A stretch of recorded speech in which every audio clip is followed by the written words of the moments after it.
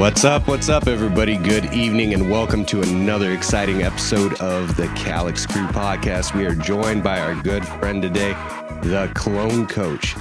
What's up, buddy? How you doing? How's it going, man? How's it going? Very good, very good. You're going to be smoking with us today. We're going to be talking about keeping healthy mothers, keeping healthy clones. I know you were interested in some of what I was doing as well. I think plenty of people that are joining us over here in chat have, had problems with their clones and are looking for tips and advice on how to keep healthy clones and get successful rates throughout their cloning. And I think the big thing about that is you need to start if you're going to have a good house, you need to build it on a good foundation, right? Yep, which would include keeping a healthy mother. You're very experienced in this. If you guys aren't familiar with the Clone Coach, you can go catch him over at clonecoach.com. He actually does consulting over there. I know that you're doing 50 clones per tray. What's your average tray amount? Where are you ranging between these different consultations you do? So it's for clonecoach.com, there's a coaching program. So I try to do this as remote as possible so I can help as many gardens as possible, right? So there's different coaching programs for clones and mother plants. And then if you really want to get in depth and you're doing commercial scale stuff, there's an on-site option as well. But there's two guides come with a PDF, a video, training video, and a one-on-one coaching call with me like this. So that really should cover 100% of everything you need to solve all the clone problems you're having and get you the best clones ever. Same thing with the mother plant. So it's a little package, PDF document, a training video, and a one-on-one coaching call. Awesome, man. So like we were saying, all those cuts to get a successful rate. Most of my growers are home growers, so it's a little bit smaller scale. But, if you're keeping literally hundreds of cuts just between a couple trays in a commercial setting, it should be more than easily possible to get 4 or 5 good cuts off a mother in a home grow situation. But a big part of that is having a healthy mother. And I think more often than not, home growers skip that fact. They don't have their mother in perfect health before they take those cuts. And that's kind of like a setup for having bad success, right? 100%. I mean, I started as a home grower, right? I started with the small bedroom, and before that was a closet with some plants in it. For a mother plant specifically, you could have a small closet, have one mother plant and one tray of clones that you could root right next to it, keeping things very simple and get success, right? And that one mother plant, if it's in a little 2x4 little closet area, you should be able to get probably a couple dozen clones off of that on a really consistent basis. And I say clones where they're just all tops and real uniform in the growth, right? So uniform in the tray, uniform in veg, uniform in flower, so on and so forth. But a little 2x4 closet, man, you could, probably do 50 clones a month off that space, keeping it very small. But as long as you keep it simple, keep things as steady as you can, wherever you could maintain your parameters as far as humidity and temperature. I'd rather have consistency and play with that than have irregularities and unpredictability in your room environment. So keep it simple, keep it steady, and you'll get plenty of vegetative growth. Clone them, root them, and share them with friends. Fuck yeah, man. I want to back it up a little bit. I want these guys to get a little bit more familiar with you. How did you get into cannabis, and how did you go from that first experience with cannabis to becoming a clone coach? It's been a journey. We're talking, I just turned 34, so that is 16 years without counting my minor years as a journey, right? Because, as a minor, I was consuming cannabis and became an advocate for it. I was that guy in the family, right? That was me, late teens going into, 18. I got my medical card here in California, and I've been a patient ever since, right? I'm an advocate. I'm a patient through and through.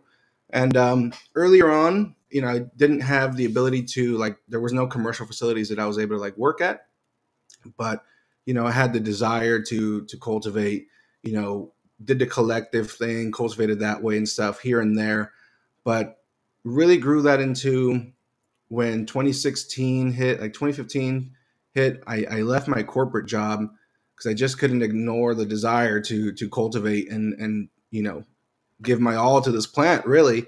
And I made that a switch. I turned a spare bedroom into a little nursery, and back up one quick step. I was trying to garden, make a garden, cultivate a little room.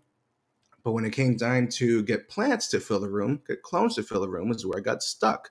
I couldn't find a dependable, consistent source of good clones so I could plant a crop. That was my first struggle. So when I did my first room, I was able to finally source genetics and clones. And instead of flipping them to flower, I said, look, I'm just going to fill that need because I had that need. And I, took my first tray of clones and turned a spare bedroom and threw up a few lights and just was off to the races supplying the medical dispensaries and medical collectives out here in the area. And then 2018 hit, recreational came to California, and I started working at a recreational facility, huge licensed commercial grows, started popping up here in my backyard. So it's like I dove head into there. And I've done brokering with sales for clones for different nurseries and stuff, but it's always been nurseries. That's clones, nurseries, mother plants. That's where I've maintained the focus throughout the whole cultivation career that I've had, up until now. And just to quickly sum it up till now, I've always had a good desire to help people. And, I was turning around nurseries that I was, managing. I would take them from point A to point B, and point B was a lot better than point A. And, turning these nurseries around. And I wanted to help more nurseries than the one I was just working at.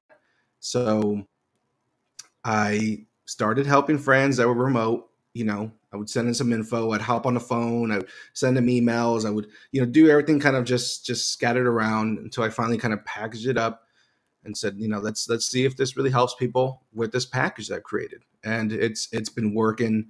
People all over the world are getting results with this package, with the coaching call, and now we're really changing the standard of what we accept as like viable clones. Like no more little sick purple, yellow little baby clones that you need to spend another 2 weeks to tenderly bring them back to health. None of that. Exactly. So that's the quick journey of the last 16 years playing with this plant. That's awesome, man. I'm glad you brought up that point. Like I was saying, you have to have that healthy foundation, right? Yep. That's a big problem that a lot of people have with their clones, is that wilting, that purpling, the yellowing. And more often than not, I find that that's due to either just watering the shit out of them, thinking that they need water fucking constantly to the point where they don't get air, or just too high a humidity levels in general without that air exchange. Usually the coupling of those two is where I see that. What's been your experience with the yellowing, the rotting tips?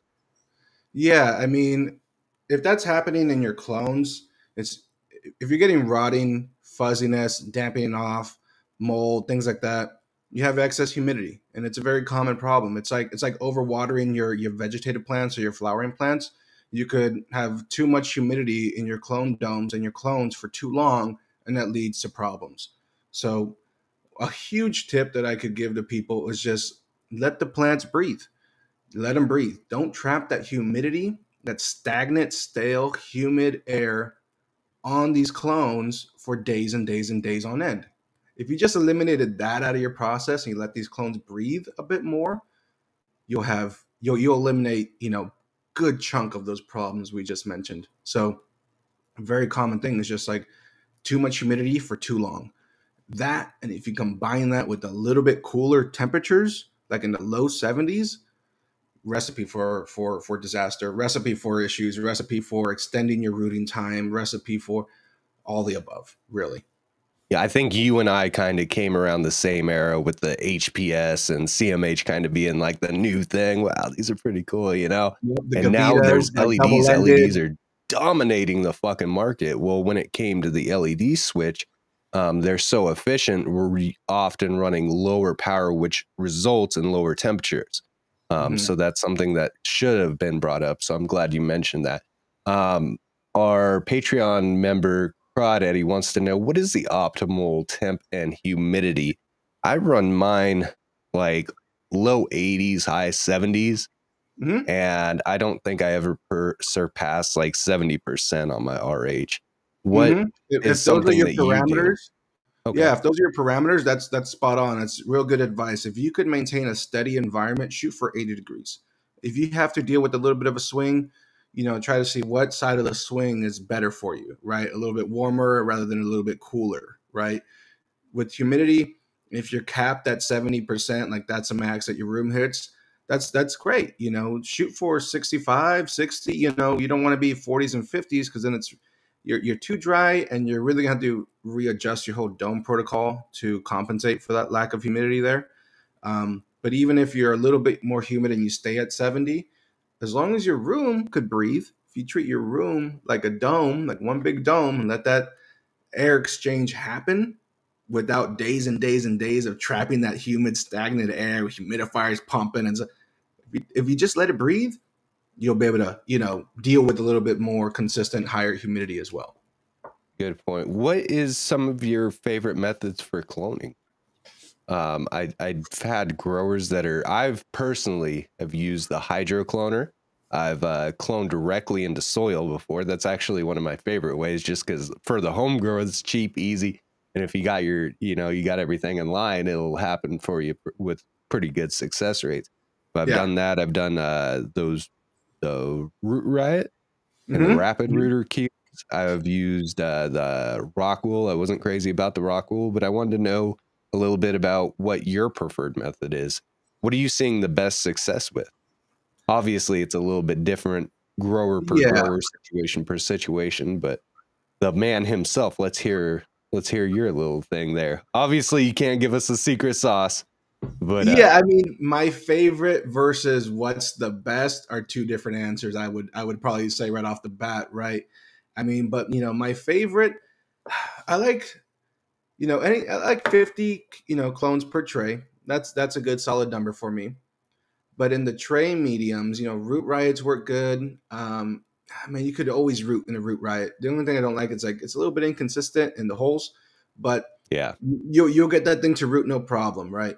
But the insert trays, as long as there's a little bit of a gap between the insert tray and the solid tray in the bottom, I really prefer that because then you could really get these huge noodles of roots hanging out in that inch of space where it's just enough humidity and moisture where those roots can just grow kind of freely wicking it up. untouched. Yep. And that's how you get those really big, like chunky, squared out roots of, inch worth down the cube. So there's some gap in there. That's my favorite because visually, when you lift that tray, it's just noodles everywhere. Good point with the roots hanging down the secondary tray. Um, how I like to do it if I'm going to go that route is the little ridges at the bottom of them. I keep Mm-hmm. that like full to the top with my nutrient water, but I don't really let it go above those higher ridges, Mm-hmm. just so the moisture is there, but it's not, they're not sitting in a pool of water. Yes. And Yes. that probably gets changed every day, if not every other day. How Yeah, do you every like other to day do if that? we're human, life happens. Um, but yeah, leaving a little bit of nutrient solution at the bottom of the tray, I love doing that too. I only have to, usually do it in like the last third of the rooting process, right? Like the very end of the rooting process, the last, 3 or 4 days of the rooting process is where I'll potentially start leaving nutrient solution for me.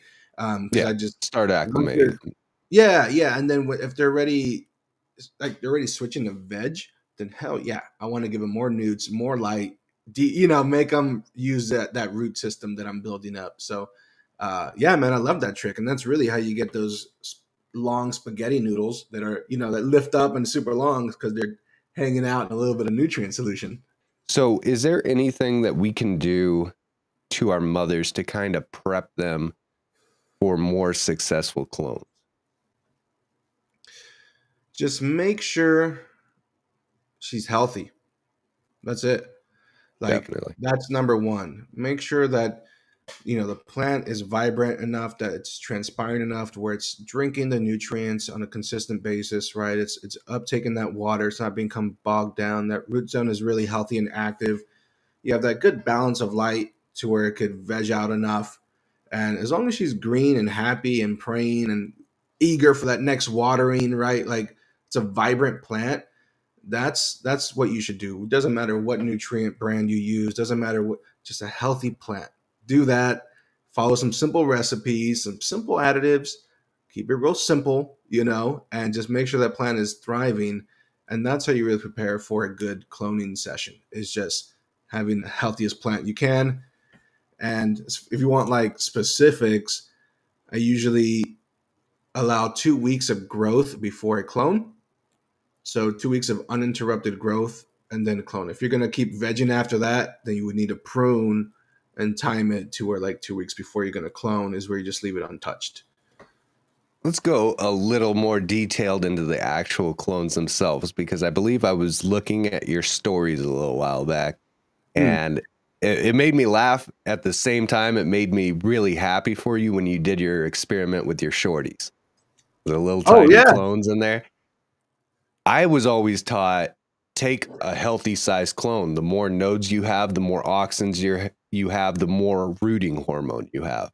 Mm-hmm. So it's really cool to see you getting these entire flats of these little tiny shorties and shit like that.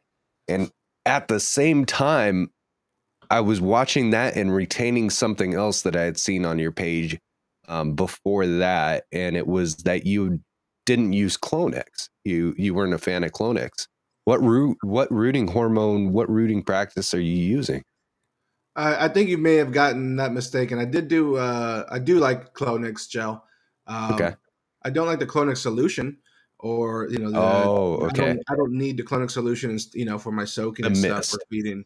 Yeah, the mist or the solution, but the gel is what I do. The deep Okay. purple gel, yeah. So that Um, is your, oh, and that's what you were using in the ketchup bottle. Awesome. yeah, By the yeah, way, yeah. that's the coolest fucking hack I've ever seen. Man, those shorties and that ketchup bottle tech. Once again, I was managing a nursery, right? I was, from sales, production, the build out, the design, the plants, everything. And the shorties came about from, you know, a healthy plant's going to give off roots no matter what. So the level of auxins and stuff that you mentioned, in my head, as long as that plant's healthy through and through, wherever I cut it, it'll root. It'll want to root. It'll need to Yeah. root. You know. So those shorties came about from like needing extra revenue. Like, hey, how can we, juice things up in a nursery? He's like, well, we're throwing away all of this material, all these nodes that we trim off these stems, just green waste, right? We're paying for that to get picked up. And, from trash to cash with those shorties, man, it was just, and because the consistency is there for these side nodes as well. Like you'll find a little rhythm or pattern on your canopy where like you'll have this size shorties, you'll have this size. Okay, maybe don't plug these.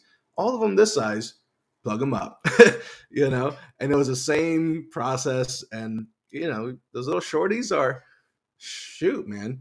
If they're Uh, healthy, yeah, absolutely. And I it, think it, that's a big part of it. I think me, without knowing or recognizing it, I think that was a big part of my lack of success with the short clones, was because I was usually taking ones lower down on the plant that just weren't as healthy as that canopy. They weren't getting as much light. They were really stubby, so kind of going in, they were a little bit subpar to my yeah. even canopy. I was known for doing like multiple tops, flattening things out, so everything just was kind of lackluster underneath. And I think Mhm. that was kind of incriminating before the get-go. See, that's where But like, that leads into a good question as well, is the location of your clones. I believe that you said you like to do tops. yeah, well, yes, tops for the consistency in the trays and the consistency that passes on to the vegetative state and the flowering room, right? Right. And when I've always managed my nurseries, it was always nurseries for sale, stock for sale. So I was providing other cultivators their stock, so I had to provide a consistent product. That was number one. So that's, you get that with that uninterrupted growth at an even, starting with an even flat canopy, uninterrupted growth for 14 days, you'll get all even clones from the same size, same amount of light that they got the whole time, so on and so forth. Um, that's where I like, taking mom stock off.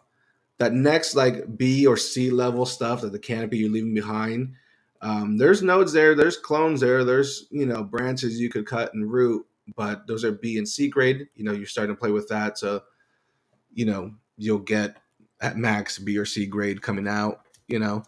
Um, so that's why I like to keep it at the top. The bottoms are just like if you got to keep the genetic alive or whatever, but it's not good Yeah, practice, I guess.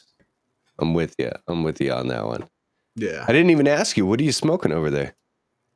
Ooh, I think this is a little melon OG. Melon Yeah, OG. yeah.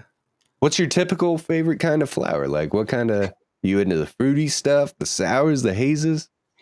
Ooh, if I could still get good haze, like some super silver haze or something that I used to get back in the day, man, I would, I'd bless that Good person. Cali kid. Yeah. I Hell like, yeah, dude. I like, I like stuff that keeps me working. I'm a smoker and a worker. That's I kind of get in the zone and just, you know, get in my, just like puff like a writer puffing cigarettes and drinking coffee or something. I'm fucking puffing joints. So anything that keeps me like creative, kind of sharp, and then the complete opposite as well. Something that's just like behind the eyes, just brings you down, and you're just like, all right, time to relax. So Hell uh, yeah, man. I'm anything with that, you. that accomplishes is those two spectrums. I'm good flour on top of anything, as long as it's burning good, smoking good, tasting good, then that's what I'm more concerned about. Then I could kind of pick and choose from there, really. So with what I do, I'm more KNF specific. We've got growers all around the world that are doing synthetic, that are doing organic, that are doing commercial and home grow. Mhm. So on the home grow scale, I do more of like a no-till and KNF type style practice. So we're usually using organic natural products. And I really like using aloe and kelp to help promote my clones. Do you do anything like that? Well, I'm like a true believer in both of those things, right? And so Awesome. the journey is, finding the best quality and the best source and the best producer of those active ingredients. Yeah, 100%. I want to do more experiments with organic cloning, with like a full organic line. I've rooted in like loose cocoa, right? That's pre-charged with nutrients. So some people that have reached out to me like, hey, they're organic growers, and like, how do you suggest I do it? Right? I can't just mix up, some liquid nutrients and put that into, my cubes and stuff. So I've just suggested them to try like, yeah, we'll get the same kind of soil that's still active that the plant came from. It's getting the same food. That is a real theory behind it. It gets the same food. So as it roots, it'll root right into the same food. So all we got to do is initiate rooting with the aloe and the temperature and stuff and the humidity.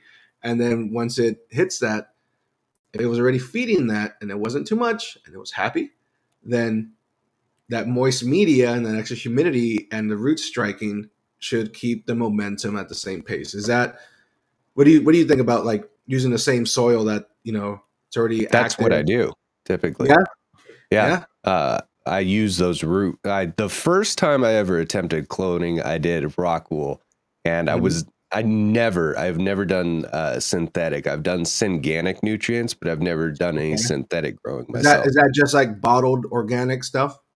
Yeah, I think it was like an 8-part system from Roots Organics. It was too many fucking balls to be be doing on That the was the scale old I was. norm. It's not in the norm anymore. Less is No, more not at now. all. The secret's out. I mean, 50% of the secret's out. Because half the bottles are Well, gone, and we ain't taking it no more. and then after that, I'd moved to the root riots or rapid rooters, kind of those interchangeably. But I had the same problem that you mentioned. I got irritated about the inconsistency of the holes. On Mhm. one, you'd have one that was a perfect size, maybe even 5 in a row, and then you'd have one that was barely in there, and then you try to open it up and you just rip the cube, and it's And, just and it's fucking not pliable enough to where you could pierce it with the stem, right? Like it right. was so much resistance, and like you couldn't just pierce a new hole. Like you could even with rock wool, you could make a new Yeah. hole. 80% of the time with rock wool, 70% of the time, because there are those little hard spots, that you hit every now and again. So there was this point where I want to say this was early 2010s. We were getting really in heavy with hunting Thai land races. Hmm. And one of the Thai land races, there's a certain region about that Burma Myanmar border where they have a certain type of plant that they call a creeper, and the humidity is so high there that the lower branches will actually touch the ground and they'll start rooting to the ground. And then Hmm. they'll just keep going on. You can cut them right there, disconnect them, and they're their own clone, just naturally like that. But if you And I don't was prune like, them, they'll just become a stronger base of the plant. exactly. And I'm just like, so if they can do this in nature, if they've got enough rooting hormone because they are healthy outdoor plants that get whatever they need in this humic environment, um, why Yeah. can't I do the same thing?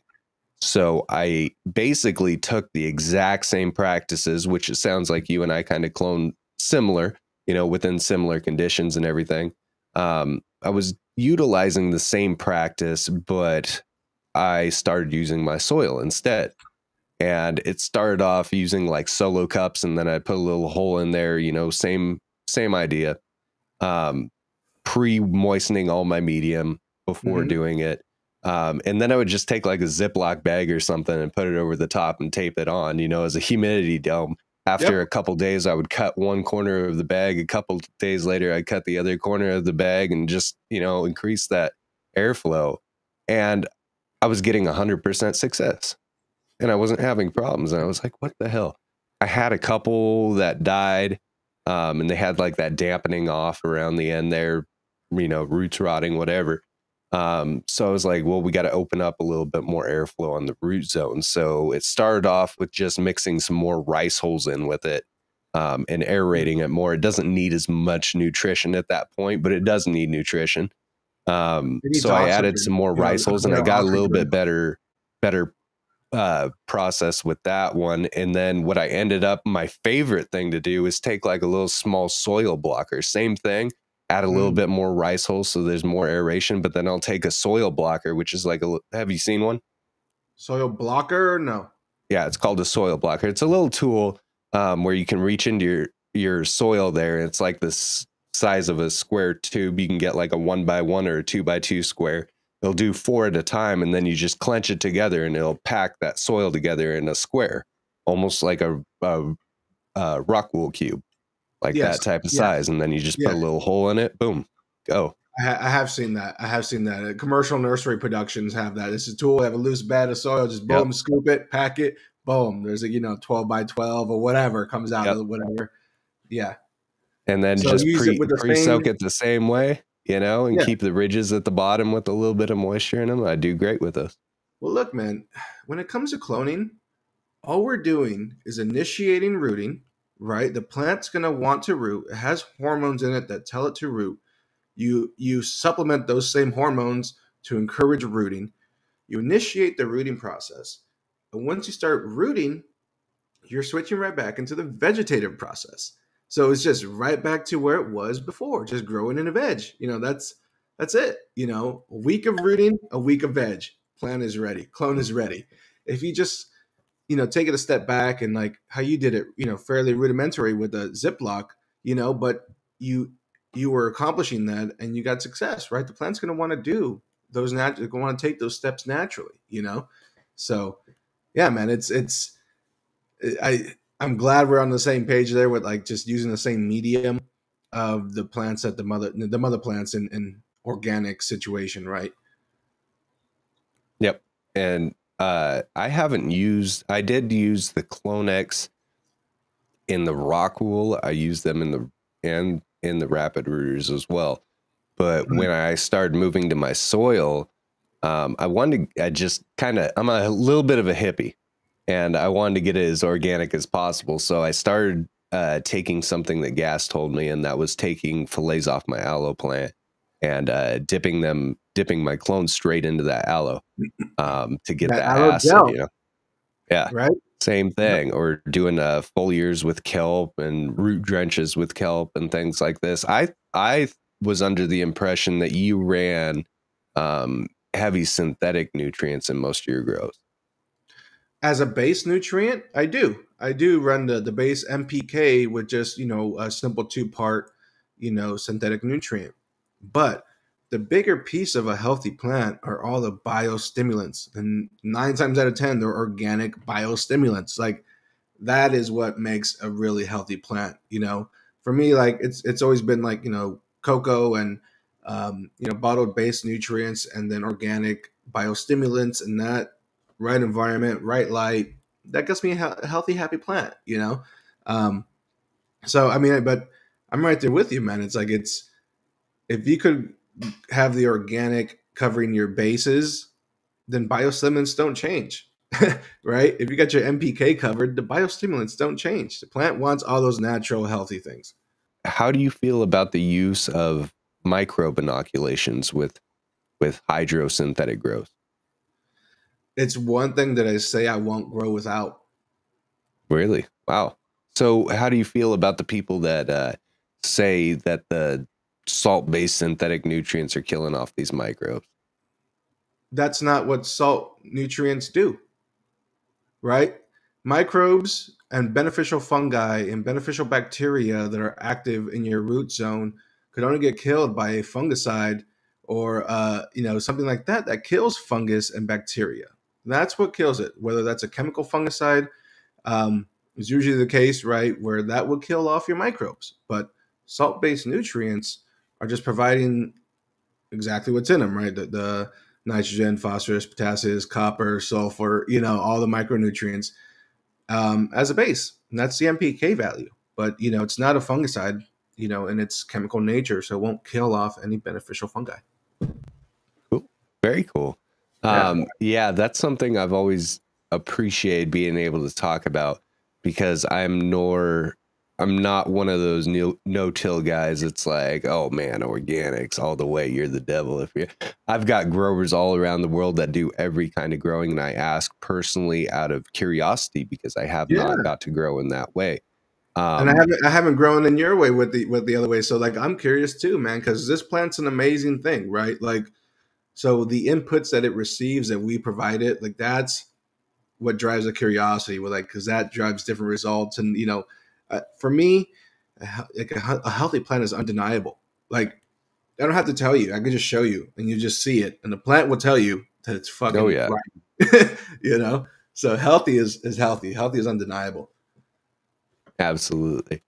I think I had my biggest wake up call back in the days when we had to hide our growing shit like that. I was at a local nursery and I was still into soil building at that time. I was doing super soils and pre-mixing everything. Mm, mm. And I was I was looking at some amendments and the guy from the store comes up to me. He goes, "What can I help you with?" And he goes, I don't remember what it was at this time, but he started pointing out a synthetic nutrient. I was like, "Oh no, I don't use anything like that. I'm really strictly organic and everything." And he goes, "Well, everything on this earth comes from something." Like, Hey, okay. He you goes, might be "Well, doing so all right. these salt-based nutrients are made out of organic inputs." Yeah, just real raw organic Yeah. inputs. Like, okay. They might be lab created, but they're created from something that was of this earth. It just opened my eyes where I was like, wow, yeah, you got a point there, man, You for are sure. right. You are right. Those are just elements, right? There's elements and nutrients. Like that's what we're going after, right? Where we need the same thing. We need the same minerals. Like that's funny, man. I'm gonna borrow that. I'm gonna use that if I can remember it. Yeah. Something else that I saw that you had suggested earlier really intrigued me because I've never not done it. You don't scrape your clones? You don't split the stems? I don't. I don't, but I have, and I've definitely done it. But for me, it's always been, helping others and managing crews and teams to execute certain steps and get certain consistency out of the production of the nursery stock. So I wouldn't implement it because everybody's scrape is a little bit different. The tissue is different on the clone, so how many layers, how deep those layers are, those slices become very inconsistent, and you don't need them to make roots. A clean, simple cut in the right environment, you'll strike roots from the whole inch, the bottom inch of a stem, right? Like you also don't need it to gain the success. Is it bad? Will it hurt you? No, no, it won't. If you could do it and you could, keep everything as consistent as you can with your slices and cuts and scrapes, then yeah, there's really no harm in it. It's just for like scaling up and managing people. Then I like to avoid it, at that level. What do you use to cut your clones, and what do you use to sterilize those tools? I used to use razor blades, single-sided razor blades. Um, then Chikamasa scissors were always classic, clean cut. Made a clean cut. That's to cut the stalk off of the mother plants, and then I'd always use either a razor blade or a scalpel to do the final slice, where I'm measuring the clone on a measuring mat, cutting board. So make them all the same size, make the 45-degree cut all at the same size of the stem. That's usually with the scalpel. Um, and then, yeah, man, 10% bleach is always going to work. It's always going to work as far as disinfection. And it's usually always handy and the cheapest option. So clean, not RO water. I wouldn't say mix RO water with the bleach. Just get some filtered tap water or RO that's topped off with some tap water, and make your 10% bleach solution to dip your tools and your blades in. That'll get you as much protection, as you could desire. Our Patreon member Twist says, any tips on taking clones after flower? I recently took 5 clones from a flowering plant, and I'm wondering if I should be doing anything special. So I have not so much experience with this firsthand, a lot of experience with it secondhand. And I've seen a lot of people just, you know, get success with it, right? The plant at a certain stage kind of depends on when in flower, because I've seen stuff like before harvest get cloned, and they're obviously more sensitive to humidity. So, that nug and that moisture is already made up of, 70%, 80% moisture. So just anything special, watch that moisture, on that foliage, on those buds, and just treat it the same. Treat the roots the same. It shouldn't strike roots and encourage rooting, and then take it right back to, you know, this vegetative growth. I wouldn't say it's ideal to go to a re-veg. It's definitely, I do it quite often with my pheno hunts just because it's a little bit faster and easier for me to find that genetic that I like and go back to it. Which brings me into something else I wanted to ask you, which might be a little bit different for rec and commercial. I'm not 100% sure, but how do you feel about seed mothers versus clone mothers? I would prefer them if you have the ability to choose the right plant to make mother stock from, that's from seed, right?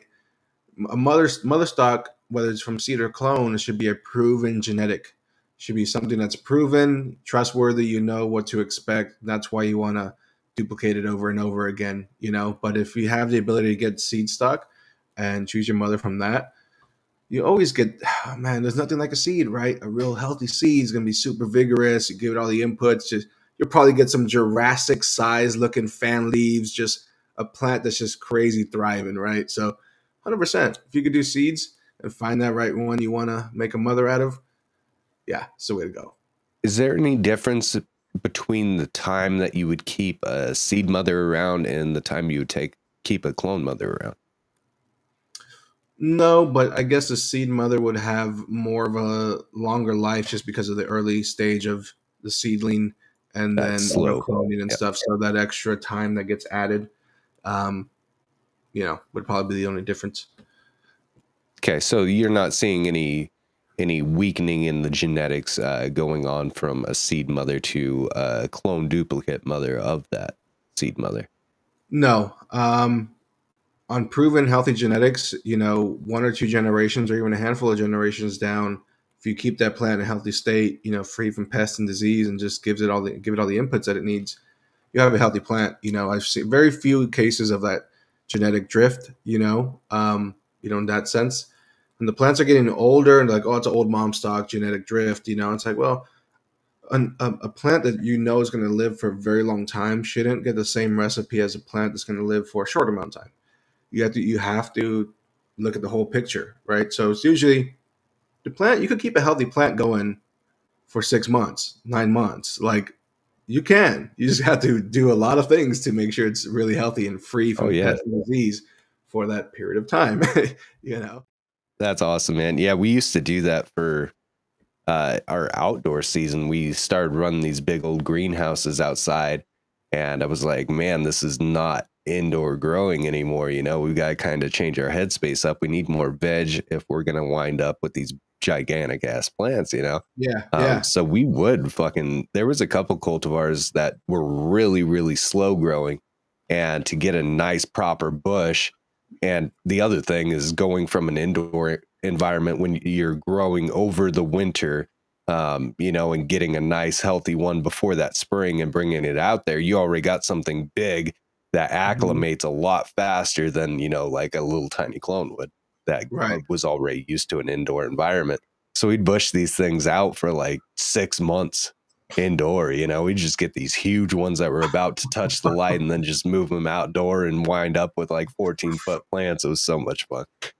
But it is a pain in Oh the my ass. God. Yeah, it is a pain in the ass. And then you got all that defoliation, that trimming, and just trying to keep that shape. Oh, but see, there was one in specific that's coming to mind. We had a fem of and I don't grow very many fems, but we did have one that we liked, and it was called blueberry cheesecake. Yeah. And it was such a finicky genetic. If you grew it outdoor in all natural sun, it's completely fine, would give you amazing yields. It would grow like a tide, be really, really tall. You grew that same thing indoor under synthetic or unnatural lighting, and it would throw a nano or two every single time. Yeah. So Yeah. it was like we I were 100% keeping it over believe. winter just to grow it outdoor. Yeah. I Pain mean, in the every ass. genetic is different in that sense, and like where it grows and how it grows and the inputs that it receives and what it likes and what it can thrive in is really unique to each genetic. You know, like they're bred in certain ways, bred from certain lineage. You know, like there's real to that. You know. These environments, guys, I know a lot of you have to grow, you know, your veg with your clones or mix it up like that. But if you can spare the time to make your own clone room, they definitely have their own conditions that they grow in, to be able to control that environment a little bit more. What light schedule do you prefer to use for your clones? Because I know a lot of these guys are doing the same thing. Like I said, growing veg and their clones in the same room. So they're probably running 18/6, maybe 24. Mm. What light schedule do you like to use? For clones, I like 24 hours, man. For clones, I like 24 24 hours. hours. I like consistency that I could kind of predict. You know that stable environment in my little micro environment with the clones. You know. Um, And if I have 18.6 going on nearby, I'm not worried about that little bit of light interruption, because you're still in a vegetative state. The plants are still asleep, right? A little bit of lighting is not gonna make it stop veg, make it veg more. Like what's gonna happen? It's just veg more. It's Like just gonna it's not, keep going. yeah. Yeah. So I'm not scared of a little bit of over lighting, like a little overlap, indirect, yeah. Direct, no, it's a different story. That's just lighting. But yeah, with the clones, 24 hours, keeps things nice and stable. And you said you were using kelp as well. How do you like to use kelp? Do you use it as a root drench, or do you use it as foliar, or both? Both, Both. baby, both. Hell yeah. How do you schedule your kelp feed to the time that you take clones? Ooh, it's a good question. So they get kelp on day one of clone as well. So I kind of just reverse, go back from there, and have my weekly root drench, planned out, about a week before that. Kind of based on when I'm going to clone because it's going to get another treatment then, right? So, yeah, that's I kind of just take it back, about a week before, and Okay. give it some kelp in the roots. Kelp in the foliar, I do that like a little sooner, like the day before, or within a day or two before cloning. I like to do a little root foliar spray with the kelp. Oh yeah. Getting those natural plant regulators in there to Hmm. get those roots shooting out before you get them taken. That's Yep. awesome, man. Is there any types that you've come across that you're just like, you walk into a room and they're like, all right, clone coach, we're doing this today. And you're like, fuck. Well, you ever worked in the license industry in I haven't. That's California? why I'm asking. Well, look, man, it's they're the license regulated industry, the companies that are popping up, these cultivation sites, in my experience at least, I can only speak on, what I've experienced, from 2018 of working at different spots. They're startups that are like kind of micro corporate, right? They're like corporate startups, but funding from, all over the place because they're just startups, right? And startup operators and stuff. And then the state and all the extra regulation and just all this stuff. Like yeah, man. If you're asking, have I ever walked into a room and said "fuck" after hearing some news? Yeah, man, it's happened once or twice. No. Is Yeah, there or walking any into a flood. specific You cultivars know, that you've come across that are like harder to clone than anything else? there's some harder ones. There's just some uglier ones. It's just things that just don't veg nice, but and don't give off a lot of clones in the mother plant or anything like that. But they, had popular flower. So. But yeah, there's some stuff that just doesn't veg very well. What's been some of your favorite genetics to work with? I guess I start off with the first genetic that I worked with, which was Wonder Woman from Oh, nice. Nirvana seeds that I ordered in high school, had stored in a drawer, and had a brother, a friend of mine, need them, provided the seeds, and then when I quit my job to start cloning, those are the first clones that I ever took was from that genetic that they still had going. You had a little bathroom of it. Went into the bathroom, got a couple mother plants, took my first like 30, 40 clones of this Wonder Woman strain and started my nursery there, man. Like that was full circle with those, seeds that I bought online, as a kid, in my teens. What lights were you using back then? Metal highlights. Metal highlights were like Metal the halide. veg lights. Yeah, that I kind of just stuck with early on in the early days. And now you prefer the CMH, don't you? I do. I do. Yeah. I mean, the plants do. So, I listen to them. Do I hear some resentment to the LEDs? I hate having to adjust everything to accommodate for these LEDs. That's just Good. me. And still, not get, I don't know. Yeah, there's still not a resentment, man.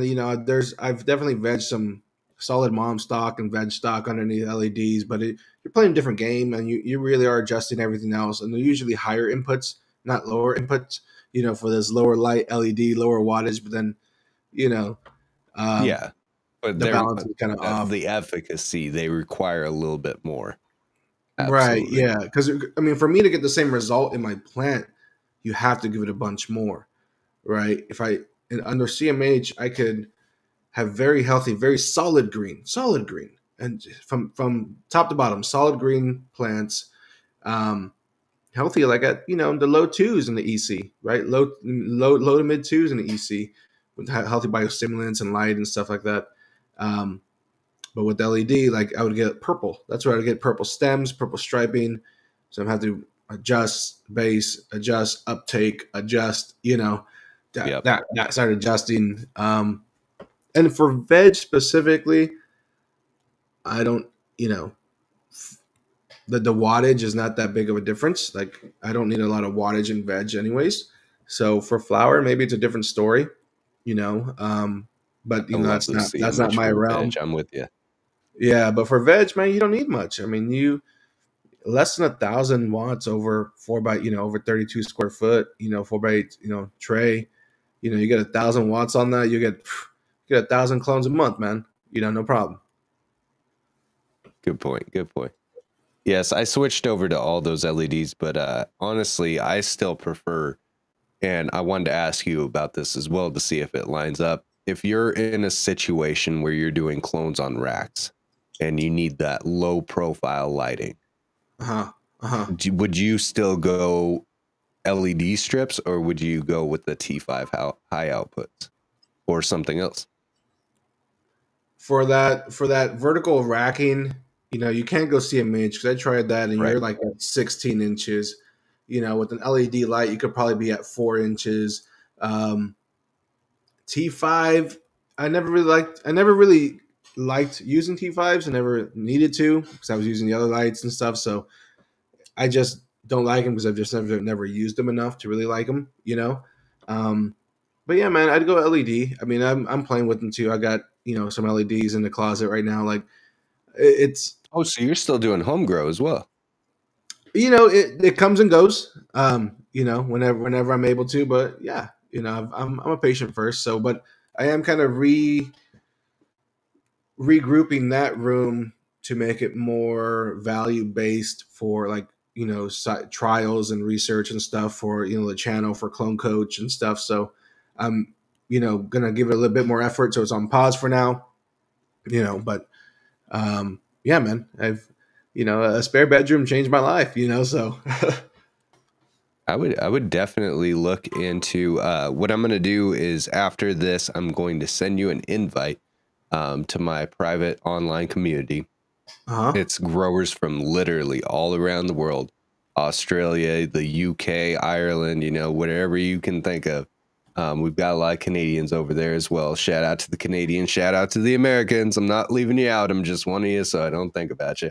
But we've got growers all around the world that are doing all kinds of growing. And what I would like to see is you come in there and just chat up with everybody, because there's so many ideas going around, so many different types of successes. You can learn so much knowledge. And I would like to see, maybe in the future, if it's something that you like and something that you get used to, Hmm. seeing a Clone Coach Discord where you can grab people that want to learn all this information about growing, but maybe don't have enough for a one-on-one consultation.